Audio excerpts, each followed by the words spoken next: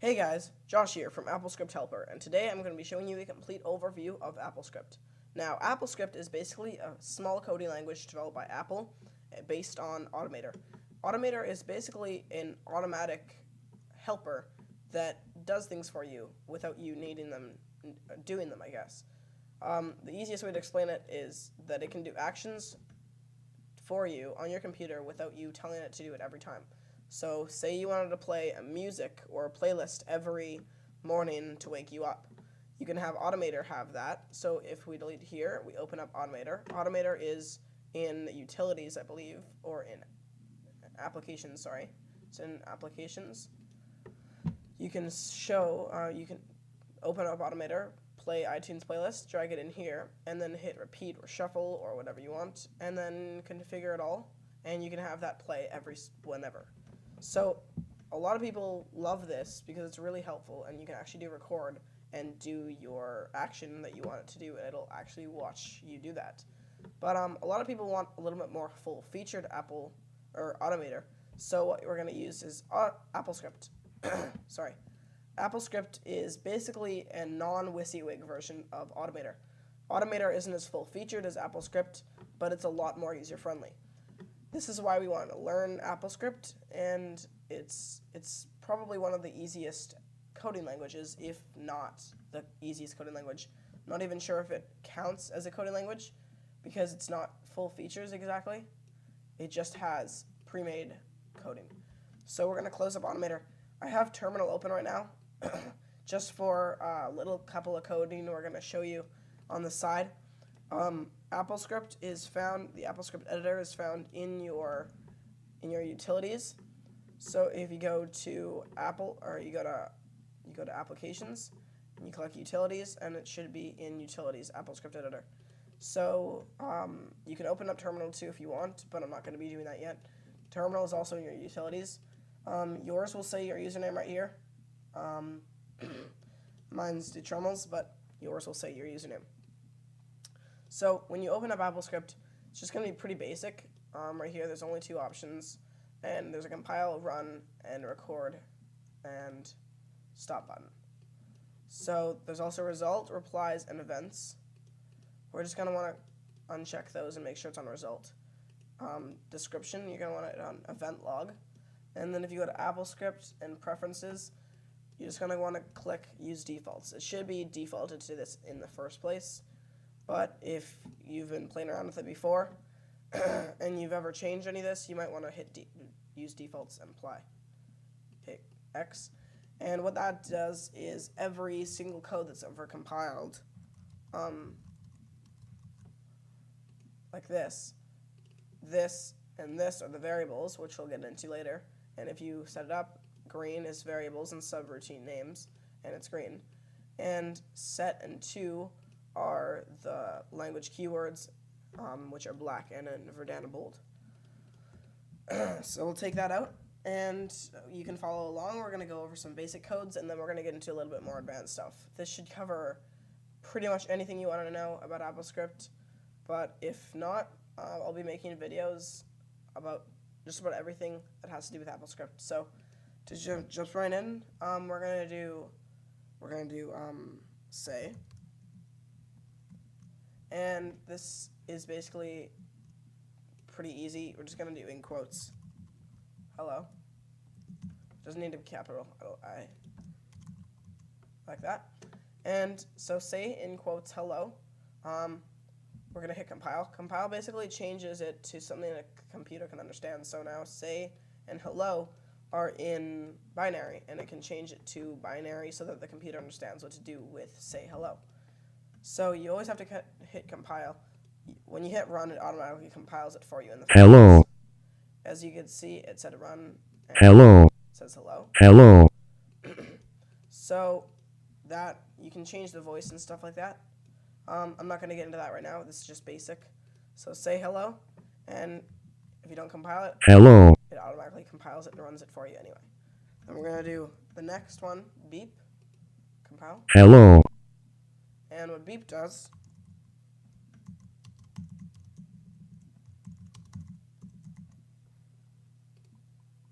is it beeps. So as you can see right there, we put beep beep beep, but when we compiled it, it changed it to beep, and then like a couple of like apostrophes or whatever they're called, parentheses. And it just does this just to single everything out. If you put it on different lines, it won't do that. As you can see, it's just because it wants to single the code out. It wants to single it out because it's not, the code isn't beep beep beep. It's beep and then beep and then beep. So this one's singled out. This one has here and right here. So I'll get into that more later, like I said with most of the things. And so far we've learned beep and say.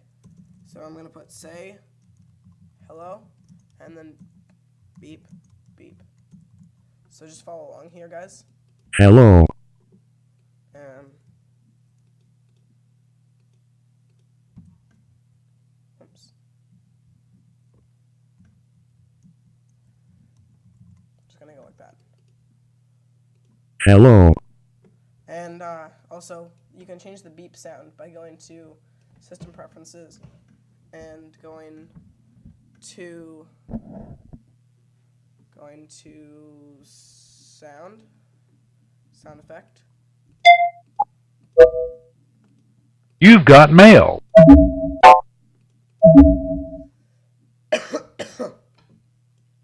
Sorry about that, guys.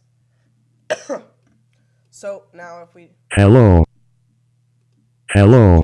sometimes it takes a little bit time to change it up. It's a little bit off. But Hello.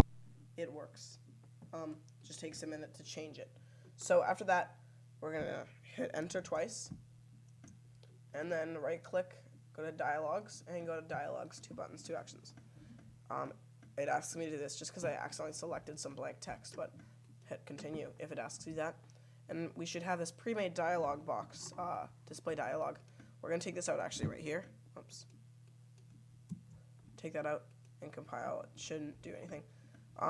Display dialog is basically show a text box. So just by default, if we compile and run it, it should just say hello and OK or cancel. You can change the buttons to something else if you want.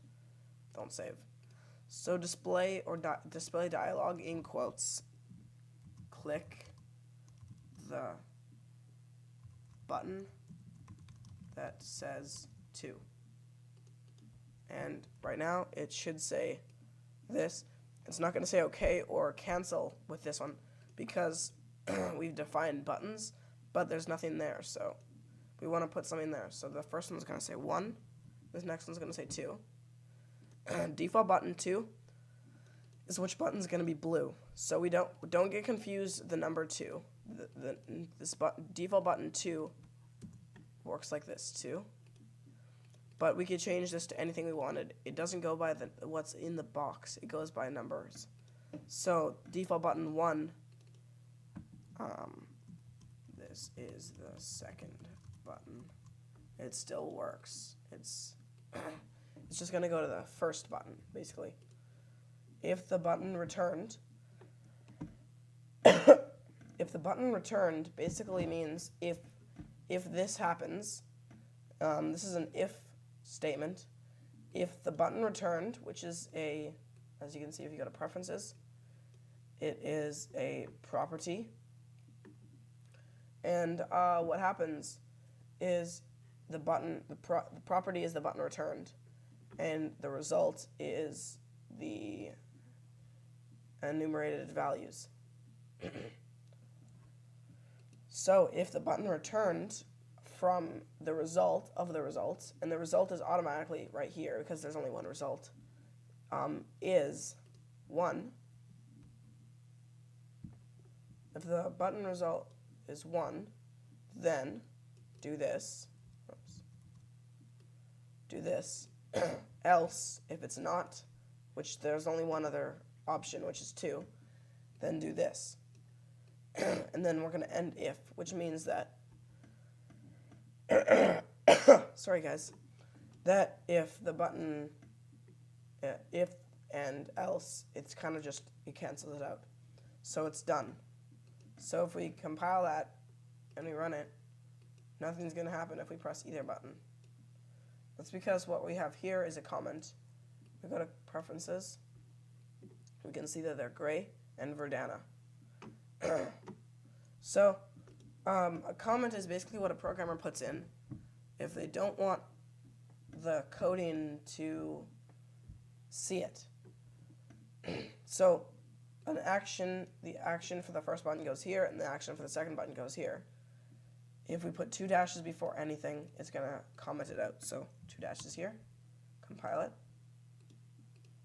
Well, it's not going to work then, but the else is canceling it out. But if we put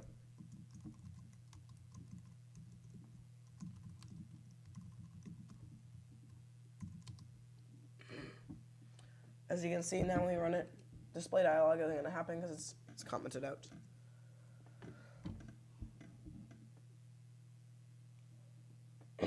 So what we're going to do here is we're going to put an action in for these. So we're going to change this to display dialog. And then you clicked the wrong button, in quotes. Then we're going to do buttons.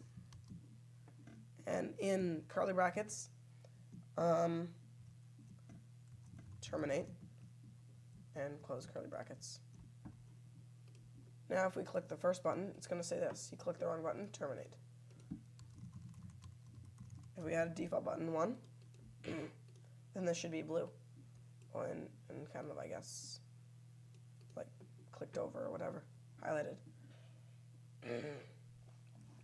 Now, if we go and we change actions for the second button, we can change it to display dialog. Then we're going to say, good job, you clicked the right button. And then buttons, terminate, default button 1. Now we can see all the blue text too, and blue is the class or application keyword, sorry. The display dialog is a command name, and this is what we want the program to do. Sorry guys, I'm kind of getting over a cold here. Just bear with me. So right now, this is no help to us. We're actually going to take the default button right here. And this is no help to us. Click the button that says 2. Either way, click 2. Good job, you clicked the right button. So this doesn't really help us. And so far, it's not going to do much. But if we delete it all, now we're going to be learning variables. Variables are basically algebraic expressions. If you went through that so far in school, you probably have. Variables and subroutine names. It's basically x equals something. So if you say set x to Josh, display dialog x. That's not going to work, sorry.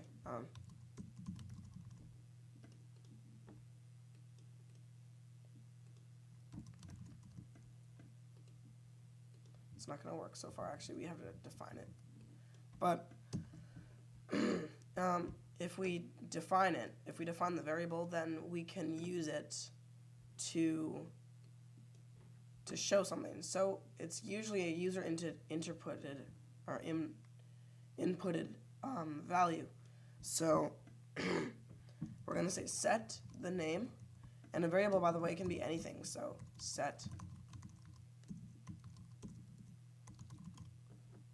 So this works too, as long as you can remember that, which you can't, obviously.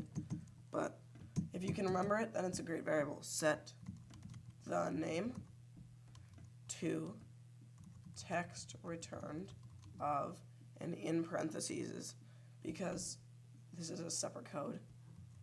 Display dialog. What is your name? Now we're gonna say buttons, continue,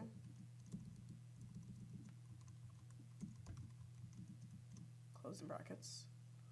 Then we're gonna say default answer,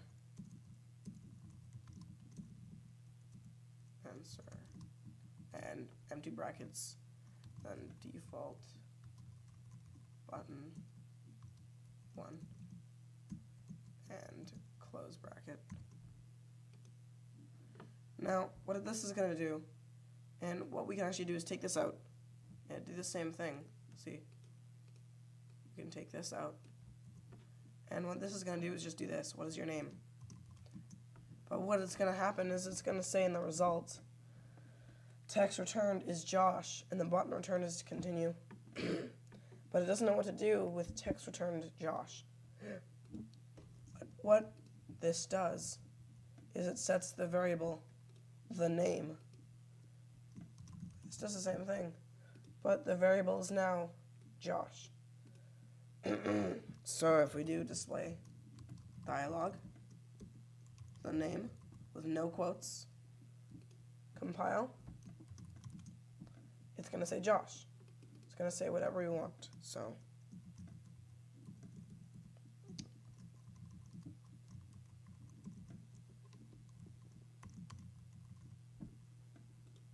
it's going to say whatever you put in.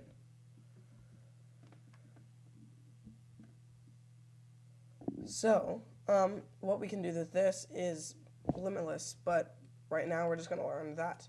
So also, if you put it in quotes, it's just going to say the name. So in quotes is if we wanted to say exactly that.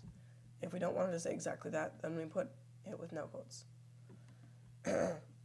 Now what we want to do is we want to introduce Josh. So we're going to say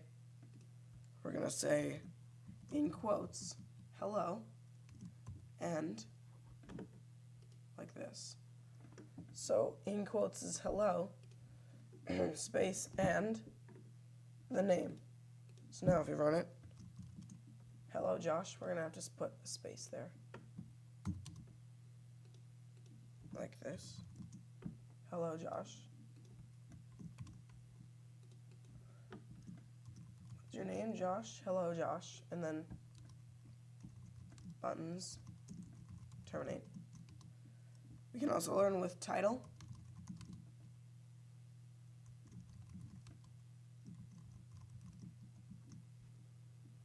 If you do with, whoops. If you do with title, it'll be like this. Terminate program will be right here, as you can see right here. You can also do with icon. There are three icons you can use. There are this icon, which is icon 0, icon number 1, which is basically the icon of the script, which is going to be this, but if you set it with something custom, it'll be that. And 2, which is going to be a warning sign with your script at the bottom.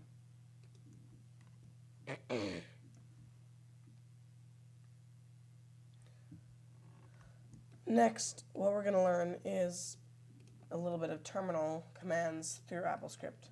So if you know what terminal is basically a bash script shell kind of thing in the background, and it doesn't recognize any AppleScript code.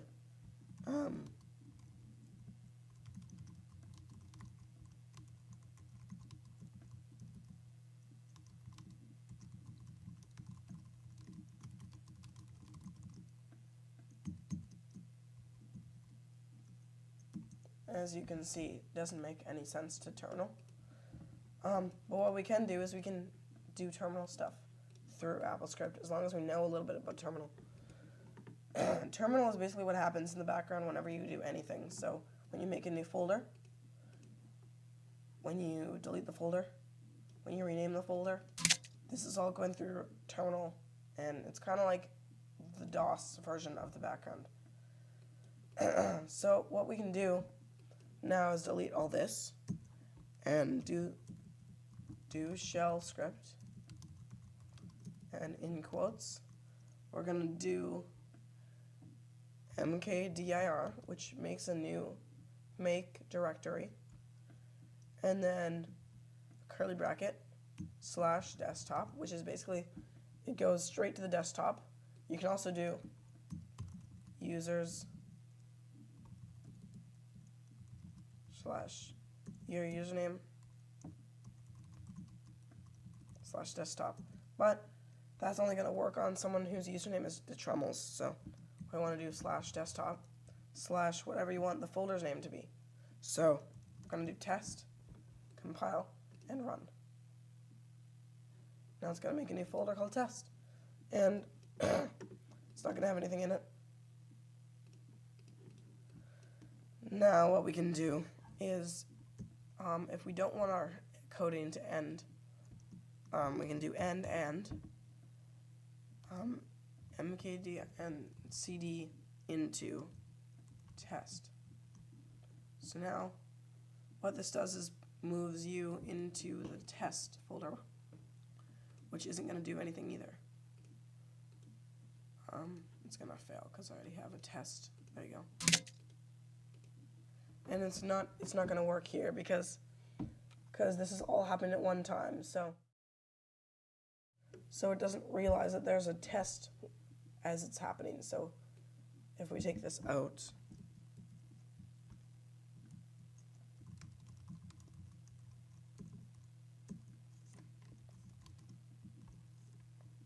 then it'll work. Oh.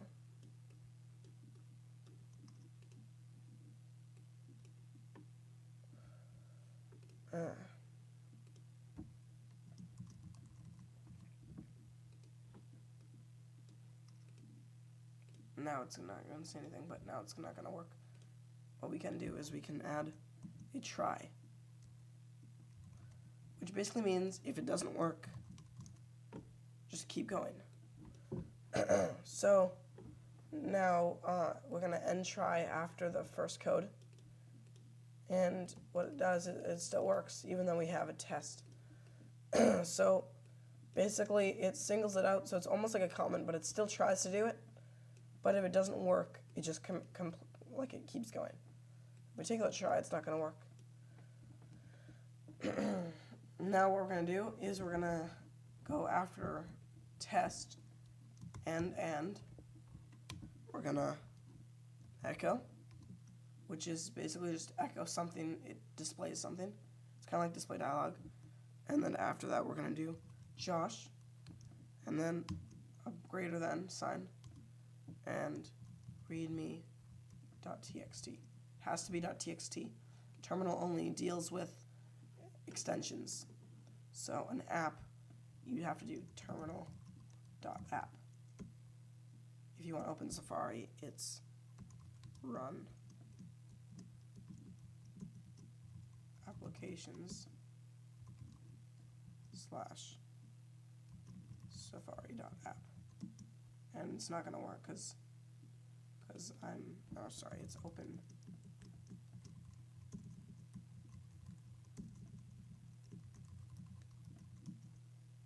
And the terminal, it's a long story, but I won't get into that right now. What this is going to do is it's going to open test, and it's going to make a README document that says Josh. So say you wanted to have every day, you wanted it to wake you up and track something, then you could do this. Last thing, and we're gonna close this with some music. We're actually gonna remove here. We're gonna go RM.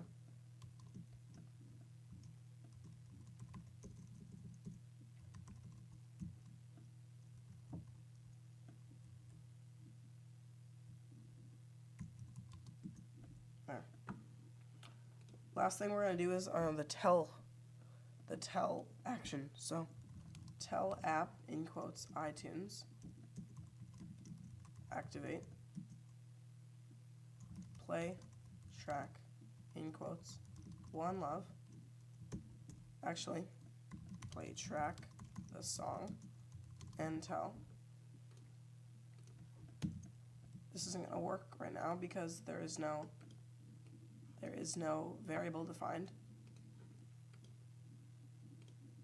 What we can do is we can say set the song to text returned of display dialog.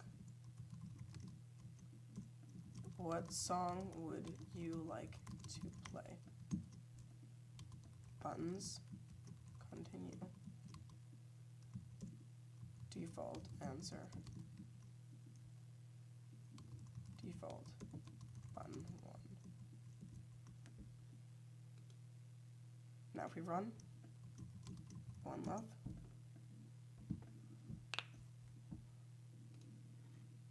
should open up. So I'm going to check to see if play track the song.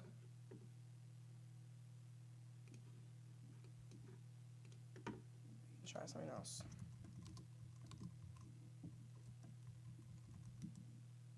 There you go.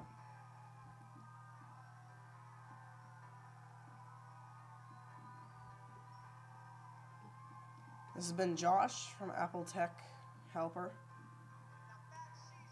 and I hope you guys enjoyed the video.